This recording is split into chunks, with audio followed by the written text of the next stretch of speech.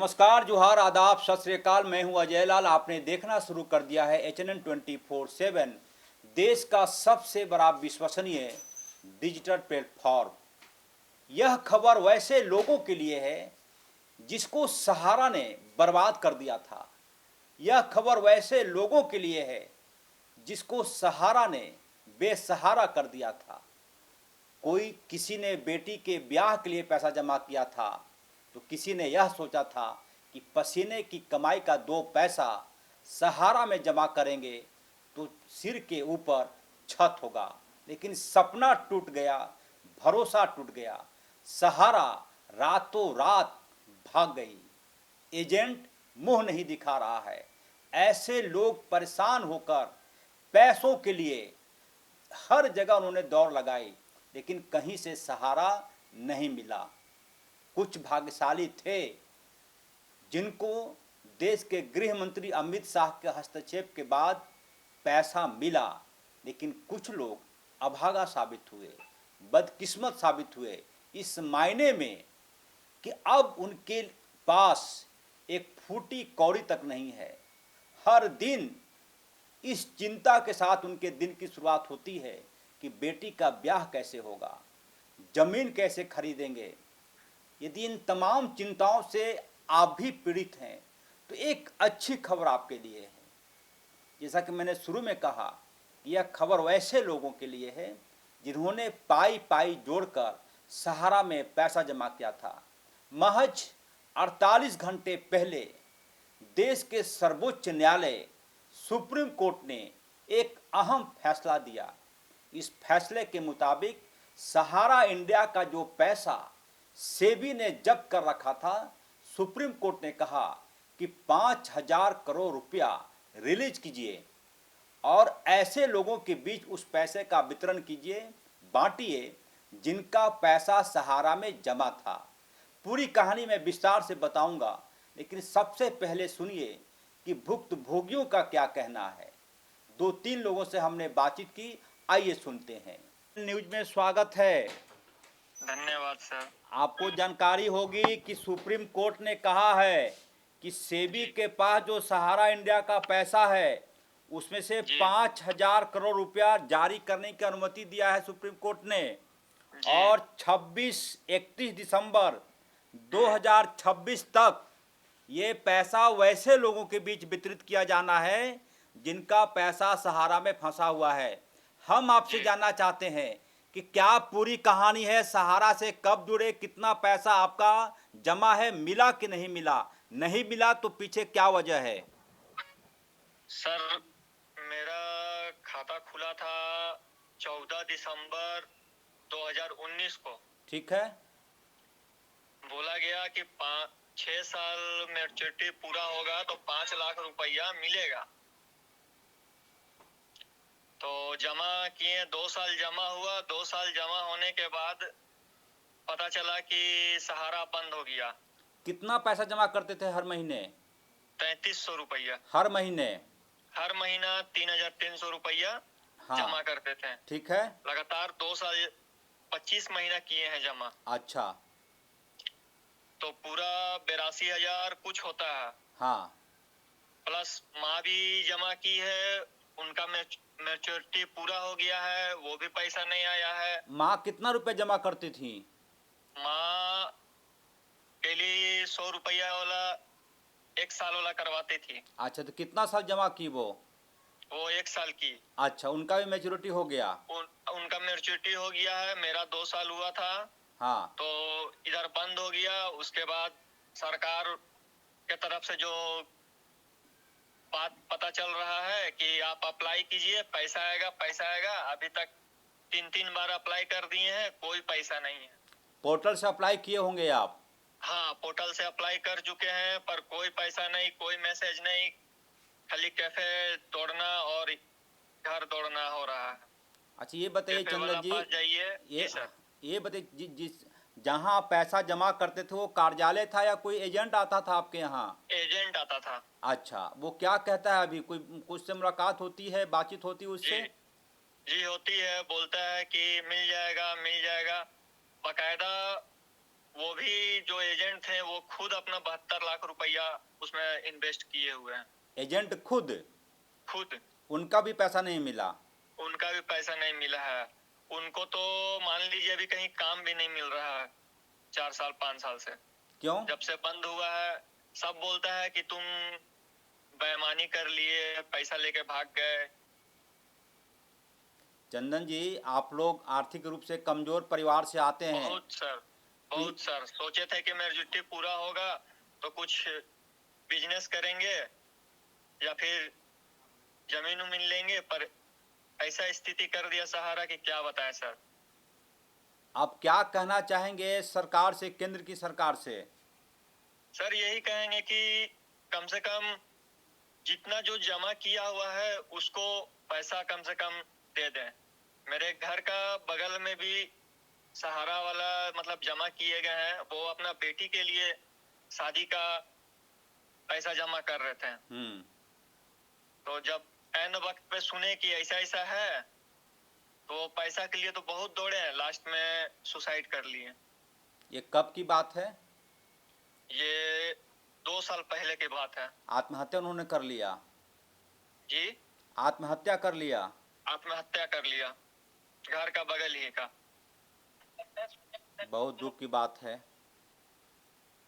चंदन जी, एक जो आपको जानकारी दे दें कि सुप्रीम कोर्ट ने 2 दिन पहले 5,000 करोड़ रुपया जारी करने की अनुमति दी है। सेबी सहारा में जो पैसा रखा हुआ था सहारा इंडिया का, जो सेबी ने जब्त कर लिया था कि आप पैसा जमा कीजिए, हम अपने हाथों से बांटेंगे। तो सेबी सहारा का जो पैसा था, सुप्रीम कोर्ट ने कहा है कि 5,000 करोड़ रुपया उससे निकालकर ऐसे लोगों के बीच बांटिए जिसका पैसा सहारा में फंसा हुआ है। तो इस फैसले से क्या आपको उम्मीद अब आया है? जी, अगर पैसा मिल जाए तो बहुत अच्छी बड़ी बात है। उम्मीद है आपको? अब उम्मीद के अलावा कुछ है भी तो नहीं, पैसा तो लग गया। सहारा को लेकर क्या इमेज बना है आपके मन में अब तक? दोबारा खुलेगा तो 1 रुपया इन्वेस्ट नहीं करेंगे। ये कड़वा सच है, हालांकि उम्मीद है। चंदन जी, आपने समय दिया, आपको बहुत धन्यवाद। मैं समझ सकता हूँ आपकी पीड़ा कैसी होगी। 1-1 रुपया कोई गरीब परिवार जमा करता है और तब जाकर 1,000-2,000 जमा होता है। इनका लगभग 85,000 रुपया सहारा में जमा है, अब तक पैसा नहीं मिला है। उम्मीद यही है कि पैसा मिलेगा। चंदन जी, आपका बहुत बहुत धन्यवाद चंदन जी, एचएनएन से जुड़ने के लिए। और अब हमारे साथ पटना से एक और भुक्तभोगी जुड़ गए हैं जिनका पैसा सहारा में जमा है। हमारे साथ उत्तम कुमार जी हैं, पटना में रहते हैं।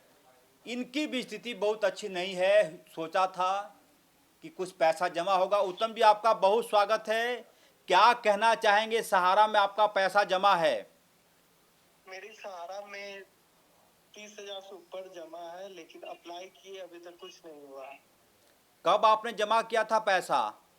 पैसा 2016 में मैंने जमा किया था। अच्छा, कितना पैसा जमा करते थे हर महीने? हर महीने हम उसमें 1,500 रुपया पर मंथ जमा होता था। जमा होता था। जब मैच्योरिटी पूर गया उसके बाद की क्या कहानी है?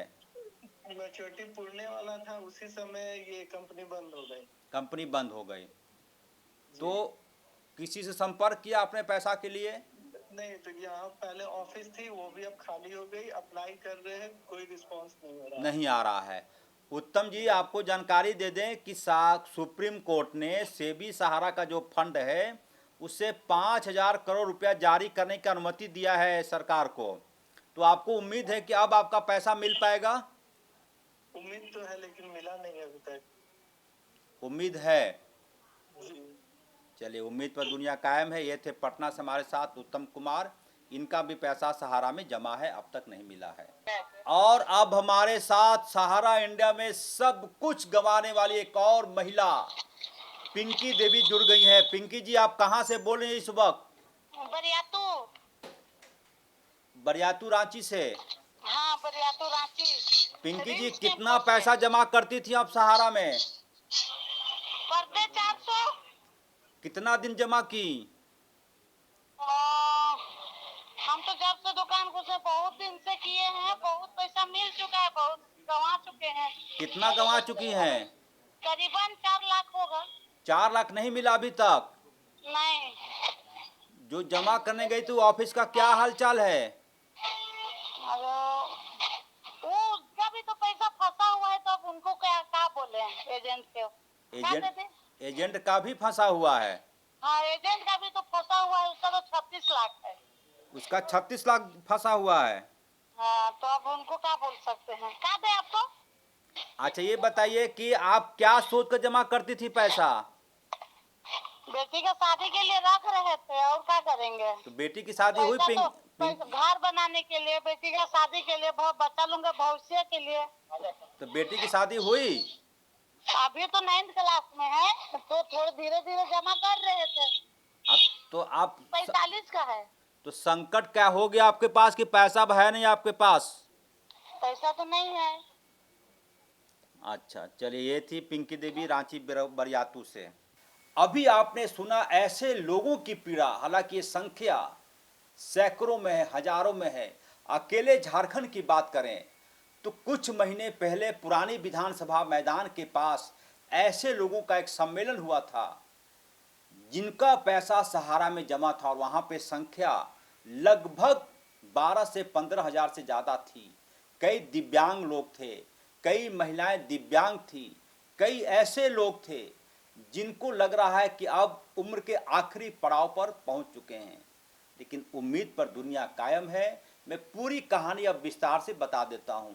सहारा इंडिया देश के कई हिस्सों से लोगों से फिक्स डिपॉजिट अन्य मद में पैसा लेते थे, और यह उनका एक प्रकार से नॉन बैंकिंग कंपनी थी।